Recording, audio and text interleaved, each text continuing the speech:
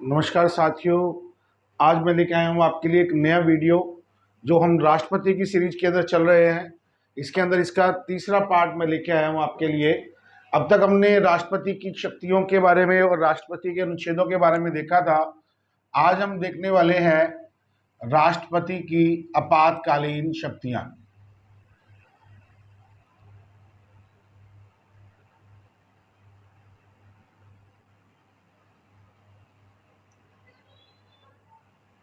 तो राष्ट्रपति की आपातकालीन जो शक्तियां हैं, ये भारतीय संविधान के भाग 18 के अंदर अनुच्छेद 352 से लेकर 360 के मध्य रखे गए हैं।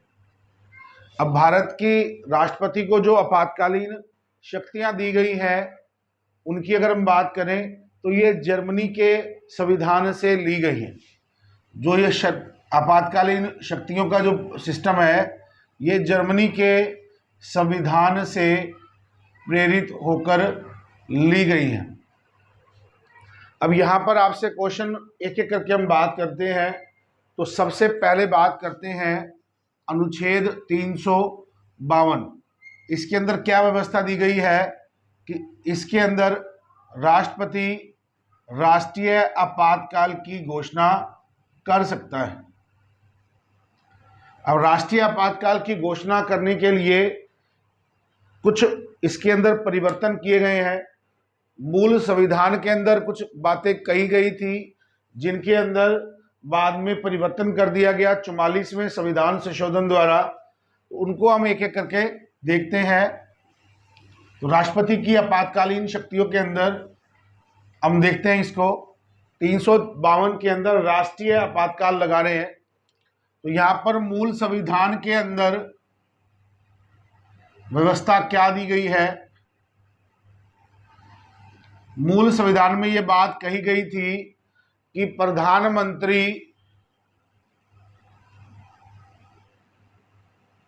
मौखिक तौर पर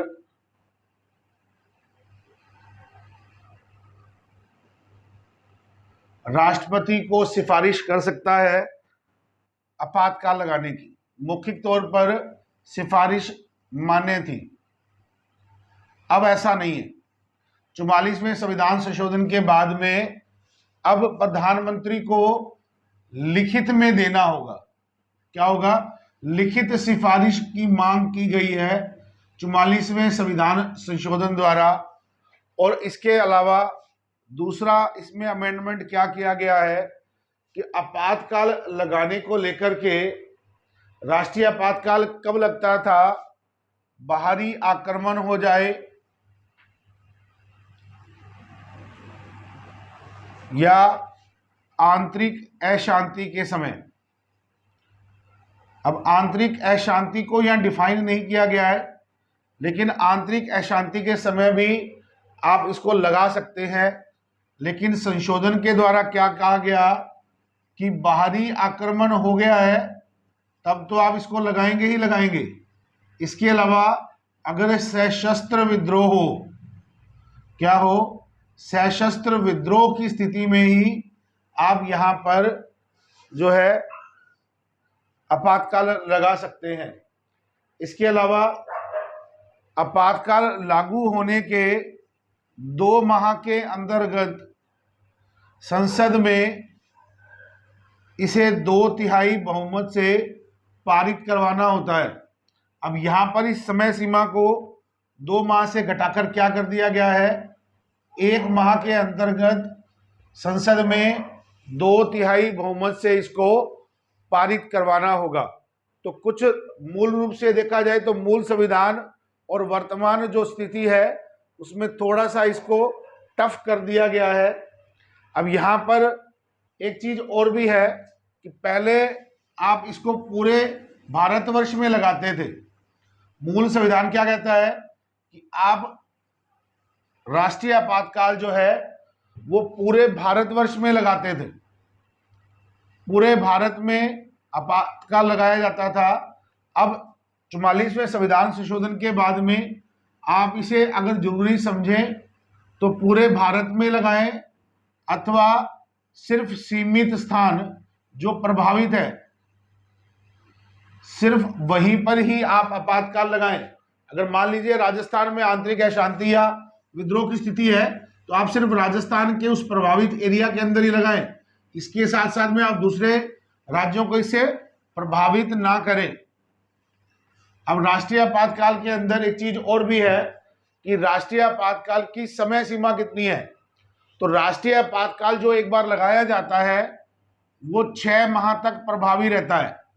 अगर आप इसको 6 माह के बाद बढ़ाना चाहते हैं तो फिर उसी प्रक्रिया के तहत संसद के सामने 2/3 बहुमत के साथ इसे आपको पारित करवाना होगा हर 6 माह के बाद।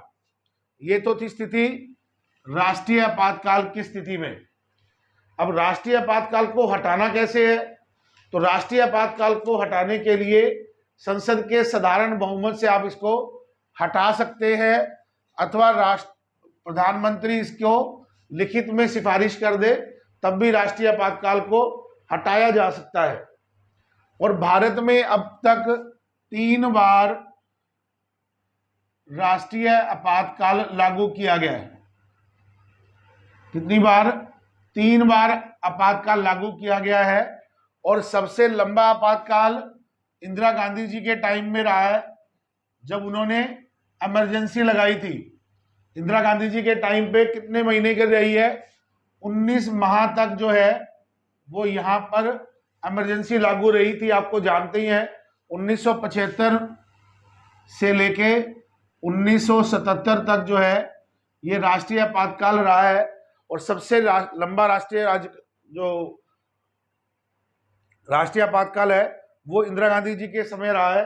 और इस समय जो हमारे राष्ट्रपति थे वो थे फखरुद्दीन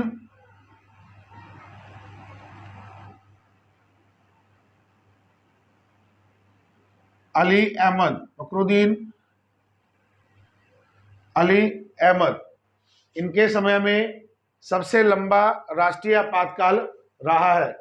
अब इसके बाद में नेक्स्ट आर्टिकल आता है आर्टिकल 356।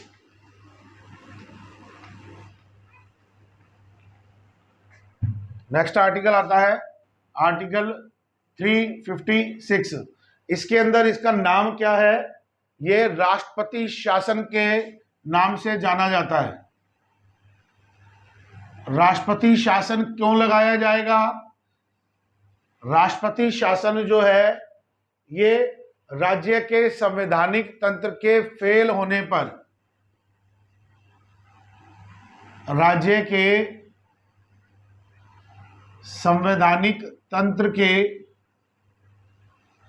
फेल होने की स्थिति में, राज्य का जो संवैधानिक तंत्र है ये फेल हो जाए उस कंडीशन के अंदर राष्ट्रपति शासन लगाया जाता है। यहाँ पर संवैधानिक तंत्र जब फेल होता है तो राज्यपाल इसकी सिफारिश करता है। राज्यपाल इसकी सिफारिश करता है राष्ट्रपति को और उसके बाद में राष्ट्रपति यहाँ पर उस राज्य के अंदर राष्ट्रपति शासन जो है वो लागू कर देते हैं। अब यहाँ पर राज्यपाल जो है वो राष्ट्रपति के एजेंट के रूप में कार्य करते हैं। विधानसभा को भंग नहीं किया जाता, सिर्फ मंत्रिमंडल को या मंत्री परिषद को भंग कर दिया जाता है। जब भी राष्ट्रपति चाहे वो विधानसभा को दोबारा से लागू करवा सकते हैं। यानी कि अगर जैसे एक एग्जांपल लेते हैं कि राजस्थान में 200 सीटों पर चुनाव होते हैं, किसी भी पार्टी को स्पष्ट बहुमत नहीं मिलता है तो यहाँ पर विधानसभा स्थगित कर दी जाती है, मंत्रिमंडल बन नहीं पाता है तो यहाँ पर राष्ट्रपति शासन लागू कर दिया गया। अब कुछ समय के बाद में अगर मान लीजिए कोई पार्टी बहुमत को प्राप्त कर लेती है तो यहाँ पर विधानसभा को दोबारा से लागू कर दिया जाता है और यहाँ पर संवैधानिक तंत्र सफल होने पर वापस से जो है राष्ट्रपति शासन हटा दिया जाता है। अब यहाँ पर एक चीज और भी है कि अगर राष्ट्रपति चाहे तो विधानसभा को भंग करके इलेक्शन डिक्लेयर कर सकते हैं। इसका अधिकार किसको है? वो राष्ट्रपति को रहता है। अब राज्य में राष्ट्रपति शासन की जो अधिकतम अवधि है वो है 3 वर्ष। अधिकतम 3 वर्ष तक जो है आप राष्ट्रपति शासन रख सकते हैं। इसके बाद में आपको इलेक्शन करवाने जरूरी है। इसके बाद में एक मोस्ट इंपॉर्टेंट आर्टिकल और देखते हैं, आर्टिकल 360।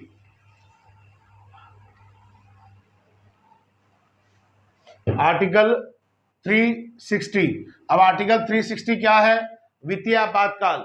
अब हमारे यहाँ पर वित्तीय आपातकाल की जो है वो आवश्यकता नहीं पड़ती है। ये हमारे देश की सुंदरता है। वित्तीय आपातकाल लागू करने की राष्ट्रपति को पावर है। अनुच्छेद 360 के अंदर आर्टिकल 360 ये कहता है कि राष्ट्रपति के पास वित्तीय आपातकाल लागू करने की खुली छूट है और ये अधिकतम 2 माह तक लागू किया जा सकता है। उसके अंतर्गत इसका सॉल्यूशन जो है वो ढूंढना जरूरी रहता है। तो साथियों, ये थे राष्ट्रपति से संबंधित कुछ आर्टिकल, कुछ महत्वपूर्ण बिंदु जो हमने देखे।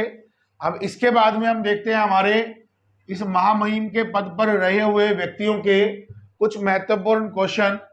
तो इसके अंदर सबसे पहले राष्ट्रपति जो थे वो थे डॉक्टर राजेंद्र प्रसाद। अब ये हमारे प्रथम राष्ट्रपति थे। इन्होंने 3 बार राष्ट्रपति पद की शपथ ली है। एकमात्र व्यक्ति जो मनोनीत और निर्वाचित, एकमात्र व्यक्ति जो मनोनीत व निर्वाचित दोनों तरीके से राष्ट्रपति पद पर पहुंचे हैं। अब हम जानते हैं कि 26 जनवरी 1950 को हमारा देश गणतंत्र घोषित किया गया था और हमारा संविधान लागू किया गया था। तो उसके बाद से ही डॉक्टर राजेंद्र प्रसाद जो है वो हमारे राष्ट्रपति बनते हैं। राष्ट्रपति पद पर 3 बार शपथ लेने वाले, 3 बार शपथ लेने वाले एकमात्र राष्ट्रपति रहे हैं ये। और राष्ट्रपति पद पर सबसे लंबे समय तक रहे हैं, सबसे लंबे समय तक राष्ट्रपति रहे। अब इसके बाद में दूसरे आते हैं डॉक्टर सर्वपल्ली राधाकृष्णन। अब डॉक्टर सर्वपल्ली राधाकृष्णन जो है ये हमारे दूसरे राष्ट्रपति है। इन्हें दार्शनिक राष्ट्रपति भी कहा जाता है। इन्हें दार्शनिक राष्ट्रपति कहा जाता है। अब इसके बारे में एक चीज और, इनका जो टाइम पीरियड है 1962 से लेके 1967 तक इन्होंने अपना कार्यकाल पूर्ण किया है। अब ये भारत के राष्ट्रपति बनने से पहले 2 बार उपराष्ट्रपति रह चुके हैं। 2 बार उपराष्ट्रपति रह चुके हैं। डॉक्टर राजेंद्र प्रसाद के समय ये 2 बार भारत के उपराष्ट्रपति रह चुके हैं। उसके बाद में डॉक्टर राजेंद्र प्रसाद के बाद में जो है ये राष्ट्रपति बनते हैं। ये प्रथम गैर राजनीतिक व्यक्ति थे, प्रथम गैर राजनीतिक व्यक्ति थे जो इस पद पर रहे हैं। प्रथम गैर राजनीतिक व्यक्ति है जो इस महत्वपूर्ण पद पर पहुंचे हैं। इसके बाद में आगे नेक्स्ट देखते हैं।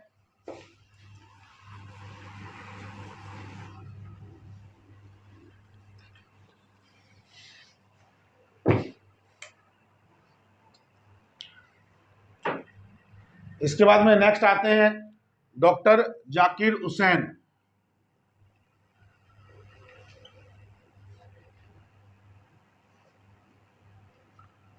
उन्नीस 67 में सर्वपल्ली राधाकृष्णन जी के बाद में आते हैं और 69 तक रहते हैं। पद पर मृत्यु होने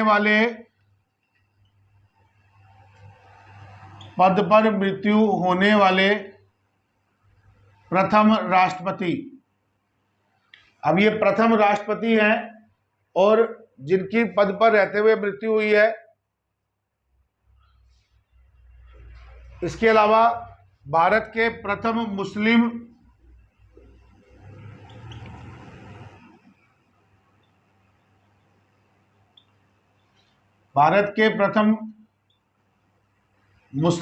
राष्ट्रपति हैं ये डॉक्टर जाकिर हुसैन जो है, इनकी राष्ट्रपति पद पर रहते हुए मृत्यु हुई है और राष्ट्रपति पद पर सबसे कम समय तक रहने वाले निर्वाचित मुख्यमंत्री हैं ये।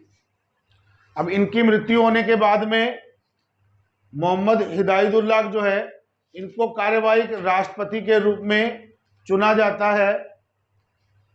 इसके बाद में आते हैं नंबर आगे नेक्स्ट 4 नंबर पे वीवी गिरी। 1969 में ये राष्ट्रपति पद की शपथ लेते हैं और 1974 तक रहते हैं। अब वीवी गिरी जो है, ये पहले राष्ट्रपति हैं जिनके समय में द्वितीय चक्र की मतगणना होती है, द्वितीय चरण की मतगणना होती है। अब इनके समय में प्रथम चरण के अंदर जो है वो किसी भी उम्मीदवार को जो है सफलता नहीं मिलती है। इसी कारण जो है द्वितीय चरण की मतगणना होती है, जिसमें वीवी गिरी जो है वो राष्ट्रपति बनते हैं और सबसे कम मत अंतर से जीते हैं। सबसे कम मत अंतर से जीतने वाले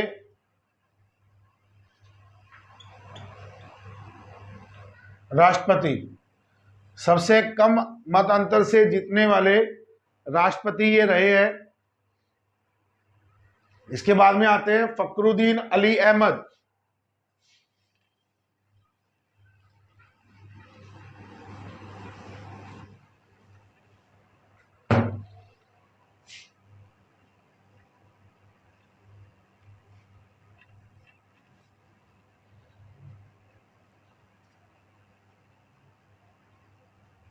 इसके बाद में आते हैं फखरुद्दीन अली अहमद। 1974 से लेकर 77 तक, इनका कार्यकाल भी ज़्यादा लंबा नहीं रहा है। अब यहाँ पर इनके टाइम में राष्ट्रीय आपातकाल की घोषणा, इससे पहले हमने जो बात की थी, इनके टाइम में आंतरिक अशांति के कारण सबसे लंबा जो है आपातकाल चला है। सबसे लंबा आपातकाल जो है वो इन्हीं के टाइम पे लागू रहा है। अब इनके टाइम में एक महत्वपूर्ण घटना जो हुई है वो हुई है 42वां संविधान संशोधन। 42वां संविधान संशोधन कहा जाता है। इसे क्या कहा जाता है? लघु संविधान। इसे लघु संविधान कहा जाता है। पद पर मृत्यु होने वाले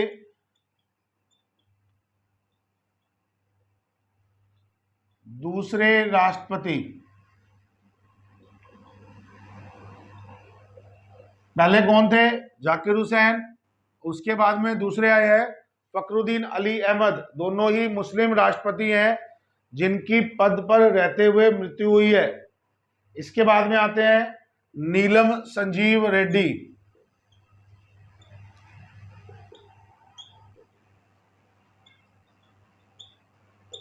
नीलम संजीव रेड्डी 1977 से लेकर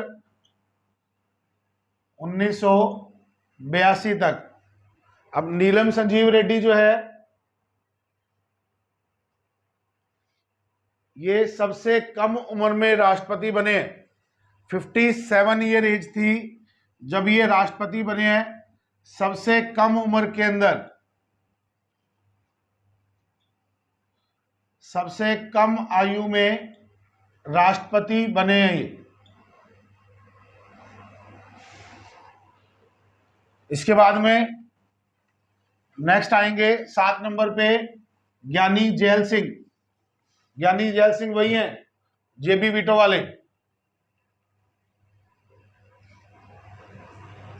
ज्ञानी जैल सिंह। अब ज्ञानी जैल सिंह जो है, इन्होंने डाक संशोधन विधेयक पर जेबी वीटो का प्रयोग किया है 1982 से लेके 87 तक जेबी वीटो का प्रयोग किया है। और राष्ट्रपति बनने से पहले पंजाब के सीएम रहे हैं। क्या रहे हैं? पंजाब के सीएम रहे हैं ज्ञानी जैल सिंह जी। इसके बाद में आते हैं आर वेंकटरमन।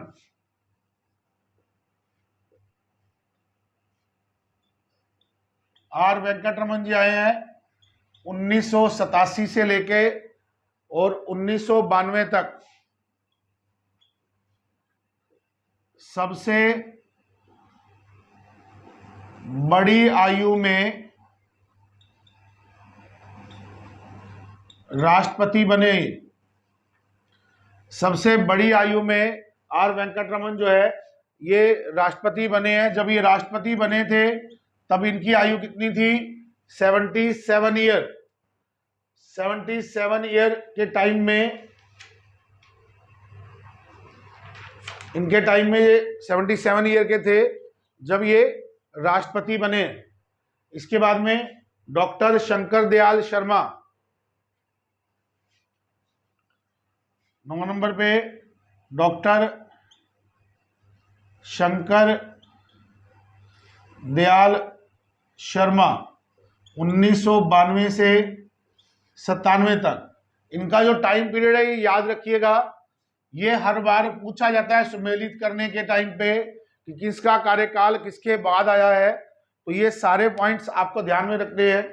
आर वेंकटरमन, इन्होंने 4 प्रधानमंत्रियों की सरकारें देखी है। राजीव गांधी, विश्वनाथ प्रताप सिंह, चंद्रशेखर और पीवी नरसिम्हा राव। इनके टाइम में 4 जो पीएम है वो चेंज हुए हैं।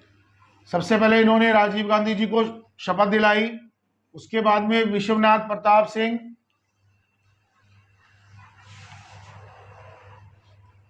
चंद्रशेखर जी और पीवी नरसिम्हा राव।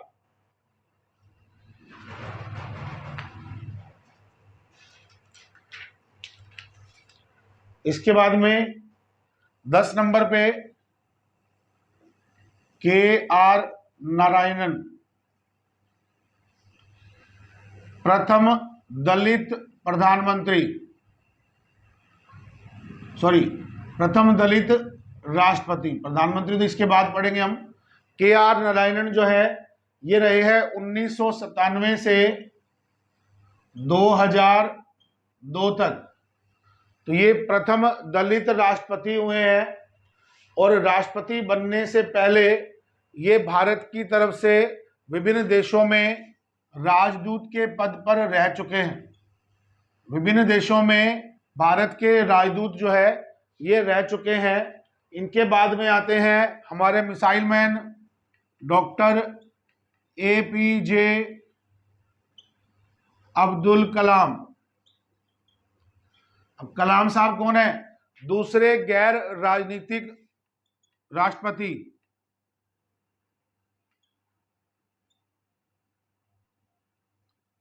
गैर राजनीतिक राष्ट्रपति कौन से? दूसरे। पहले कौन थे? डॉक्टर सर्वपल्ली राधाकृष्णन जो हमारे दूसरे नंबर के राष्ट्रपति थे। अब ये रहे हैं 2002 से 2007 तक। अब इनके खिलाफ इलेक्शन में कौन खड़ा हुआ था? लक्ष्मी सहगल। इन्होंने लक्ष्मी सहगल को पराजित किया था। अब लक्ष्मी सहगल जो है वो एक जानी मानी हस्ती है, आजाद हिंद फौज की एकमात्र महिला सेना नायक। आजाद हिंद फौज की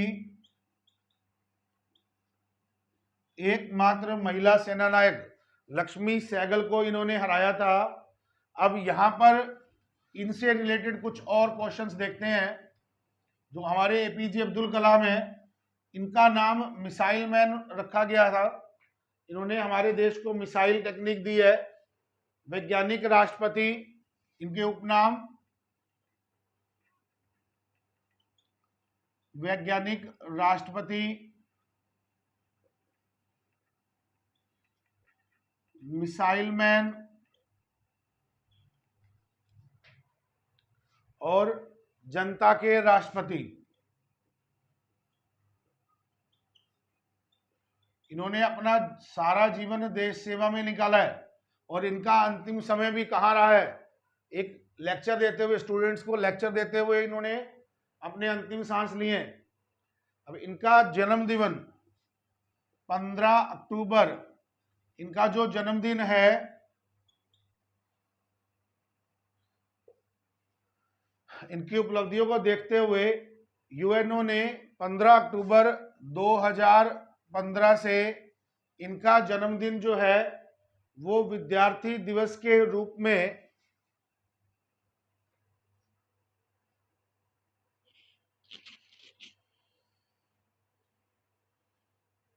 15 अक्टूबर 2015 से इनका जो जन्मदिन है वो विद्यार्थी दिवस के रूप में मनाया जाता है। अब यहां पर एक चीज ध्यान में रखने वाली है, आप शिक्षक दिवस पढ़ते हैं, यहां पर ये दूसरा जो दिन है 15 अक्टूबर का जो दिन है वो विद्यार्थी दिवस के रूप में मनाया जा रहा है और भारत में ये पहली बार 15 अक्टूबर 2015 को मनाया गया, जबकि यूएनओ ने 15 अक्टूबर 2010 को यूएनओ ने 15 अक्टूबर 2010 को अंतर्राष्ट्रीय विद्यार्थी दिवस घोषित कर दिया था।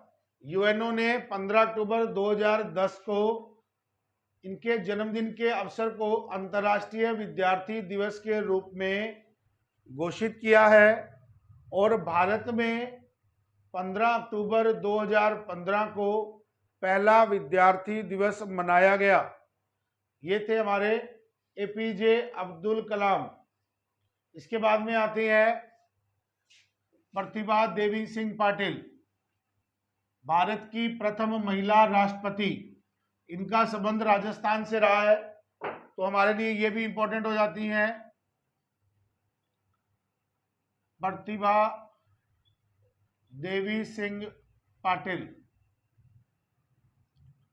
अब इनका शासन, इनका जो टाइम रहा है वो रहा है 2007 से 12 तक। इनका संबंध कहां से है, राजस्थान से है। प्रथम महिला राष्ट्रपति, प्रथम महिला राष्ट्रपति हैं। अब जब ये राष्ट्रपति चुनी गई थी उस समय ये राजस्थान की राज्यपाल थी। क्या थी, राजस्थान की राज्यपाल थी। और इनका संबंध कहां से रहा है, राजस्थान से रहा है, क्योंकि ये राजस्थान की राज्यपाल रही हैं, प्रथम महिला राष्ट्रपति। इसके बाद में आते हैं प्रणब मुखर्जी। ये रहे हैं 2012 से 2017 तक, पश्चिम बंगाल से संबंधित हैं ये। और कांग्रेस पार्टी के साथ जुड़े रहे हैं। कांग्रेस पार्टी की तरफ से विभिन्न पदों पर रहे। कांग्रेस पार्टी की तरफ से विभिन्न पदों पर आसीन रहे हैं प्रणब मुखर्जी। इसके बाद में आते हैं हमारे वर्तमान राष्ट्रपति।